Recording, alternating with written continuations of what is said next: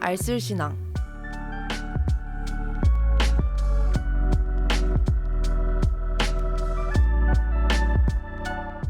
안녕하세요 하고 여러분. 항공에 관한 신비하고 재미있는 이야기를 전달하는 방송 알쓸신앙의 진행을 맡은 안다현입니다. 오늘은 어떤 이야기가 기다리고 있을까요?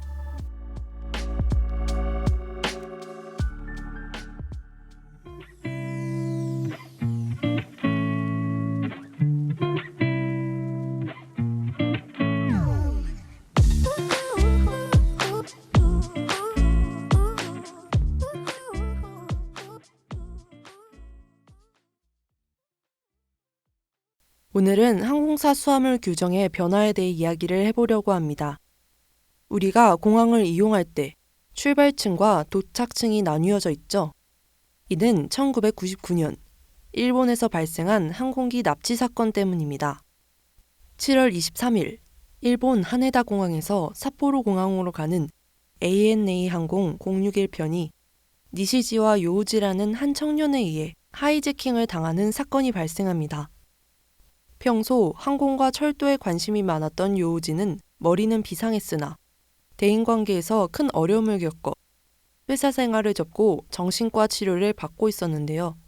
집과 병원으로 가는 생활을 반복하다가 항공 시뮬레이터에 관심을 갖게 되었습니다. 그러던 어느 날 요우지는 하네다 공항의 보안 취약점을 발견하게 됩니다. 하네다 공항에서 환승을 할 경우 아무런 추가 검문이 없다는 점과 수화물 검사는 기내 수화물에만 적용되고 위탁 수화물은 아무런 제재 없이 목적지까지 운송된다는 점이었습니다. 요우지는 이 사실을 하네다 공항을 비롯한 일본의 항공사들, 정부기관, 그리고 언론에 알리고 하네다 공항 경비원으로 취직시켜달라고 요구했습니다. 그러나 요우지가 지적한 보안 허점은 고쳐지지 않았는데요. 요우지가 정신과 치료 이력이 있다는 이유로 요우지의 지적을 무시했기 때문입니다. 분노한 요우지는 곧바로 이를 악용하여 항공기를 납치할 계획을 세우게 됩니다. 우선 위탁 수화물에 흉기를 넣어 아무런 검사 없이 오사카 공항에서 하네다 공항으로 보낸 뒤 터미널에서 수화물을 찾았습니다. 환승객은 추가 보안이 없다는 점을 악용하여 흉기를 꺼내 소지한 채 아무런 제재 없이 연결편인 삿포로행 ANA 61에 탑승하게 됩니다. B747 대형 항공기로 운항되었던 ANA 61편이 이륙하자마자 요우지는 흉기로 승무원에게 조종실 문을 열게끔 위협하였습니다. 조종석에 들어간 요우지는 부기장을 내쫓고 그 자리에 앉아 자신이 그동안 시뮬레이션으로만 조종해왔던 항공기를 직접 조종하게 됩니다.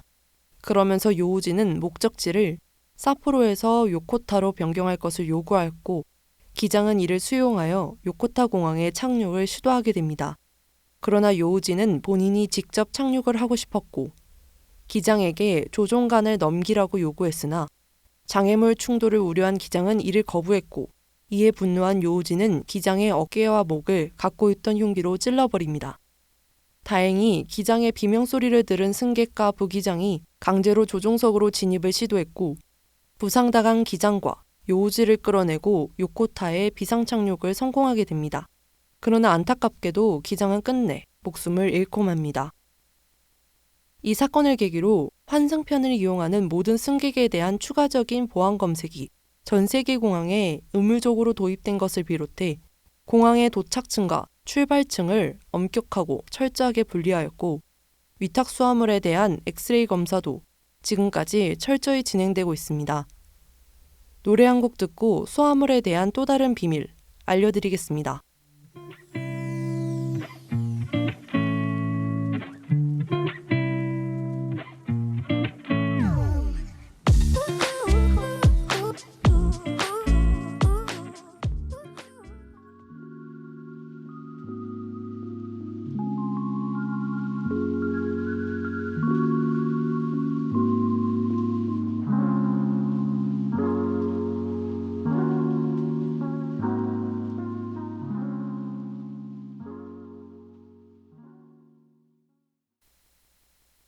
이 부에서는 또 다른 수화물 관련 항공사고를 이야기해 보려고 합니다. 바로 팬 아메리카 항공 103편 폭파 사건인데요. 1988년 리비아의 테러 집단이 항공기에 폭탄을 실어 공중 폭파시킨 테러 사건입니다.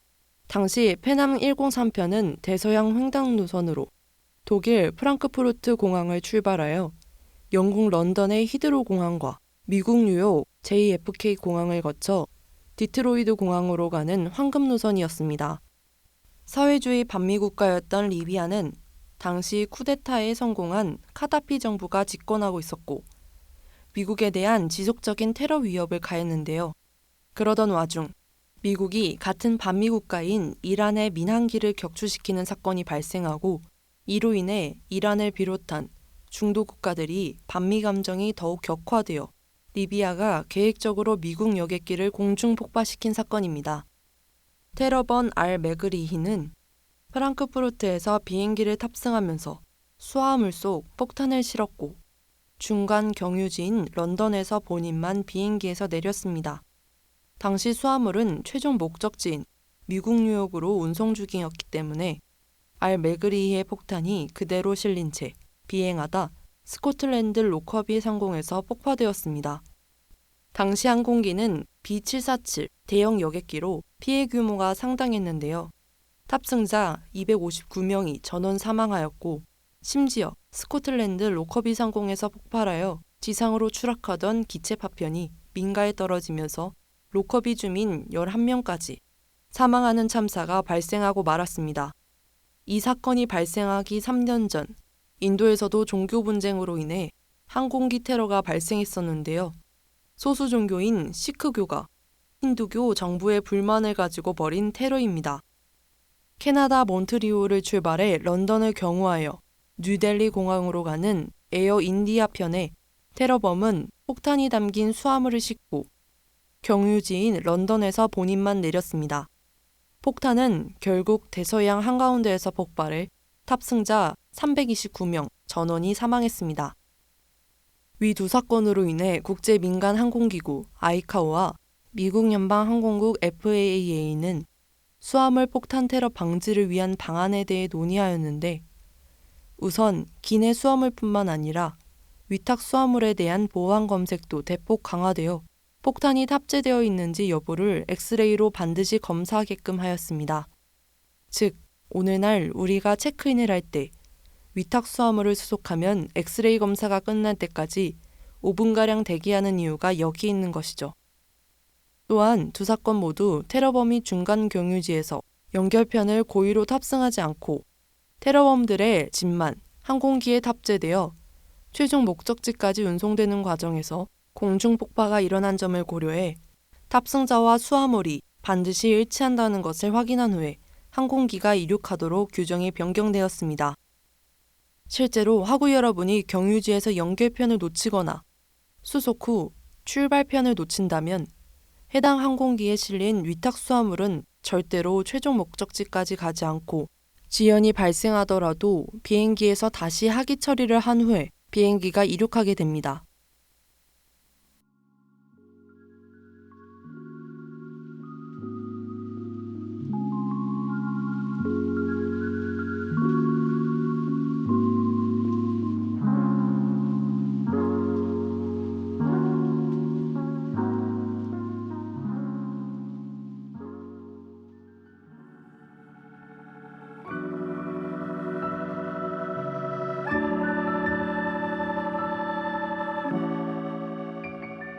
오늘은 1부와 2부 모두 항공기 수화물 보안에 취약점을 악용한 항공범죄 사고들과 이 사건들로 인해 지금의 항공보안이 어떻게 유지되어 있는지 살펴봤습니다. 다음 주에는 러시아 영공의 비밀에 대해 이야기 나눠보겠습니다.